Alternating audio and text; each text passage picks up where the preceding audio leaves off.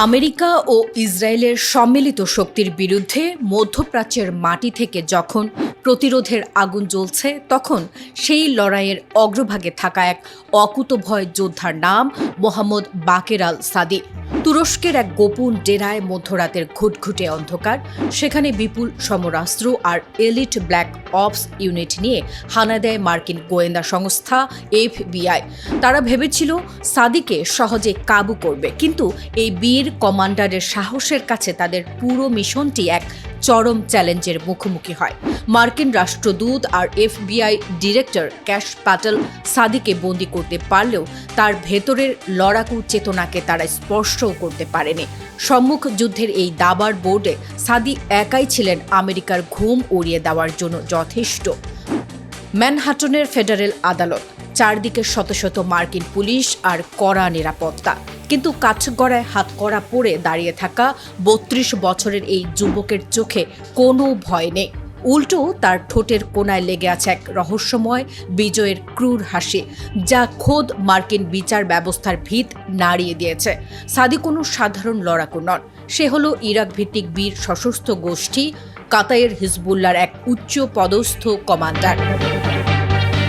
ইরানের কিংবদন্তি general Qasem সুলাইমানির আদর্শে অনুপ্রাণিত এই তরুণ যোদ্ধা একাই পশ্চিমা বিশ্বের অহংকার গুড়িয়ে দেওয়ার ছক কষেছিলেন। স্ন্যাপচ্যাট আর টেলিগ্রামের মতো প্ল্যাটফর্ম ব্যবহার করে সে বিশ্বজুড়ে মার্কিন আগ্রাসনের বিরুদ্ধে প্রতিরোধের ডাক দিয়েছিল। চলতি বছরের ফেব্রুয়ারি মাসে আমেরিকা যখন ইরানের ওপর সামরিক আগ্রাসন শুরু করে, সাদি তখন একাই পশ্চিমা বিশ্বের বুকে কাঁপন ধরিয়ে দেন। ইউরোপ এবং কানাডার মাটিতে মার্কিন ও ইসরায়েলি শক্তির আধিপত্য রুখতে সে গড়ে তোলে এক নতুন প্রতিরোধ নেটওয়ার্ক। আমস্টারডামে bank of New York Mellon ভবনে সফল আক্রমণ, টরন্টোতে মার্কিন কনসুলেটের বুকে সরাসরি চ্যালেঞ্জ, কিংবা লন্ডনের রাস্তায় মার্কিন শক্তির উপর আঘাত, সাদির প্রতিটি চাল ছিল নিখুঁত ও সাহসী।